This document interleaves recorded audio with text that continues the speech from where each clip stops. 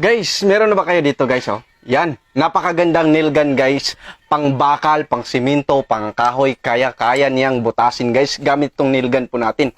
Yan oh, napakaganda siya guys. Naku, ito pala ang kanyang box. Grabe.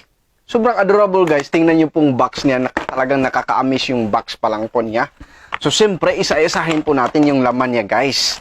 Yan, siyempre itong bala po, napakaraming bala po siyang kasama pag nag-check out po kayo guys.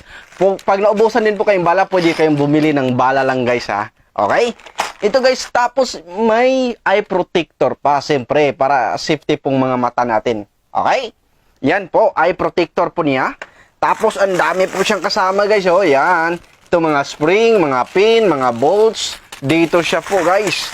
Tapos, napakaganda dito guys, may panglinis pa kayo. Yan.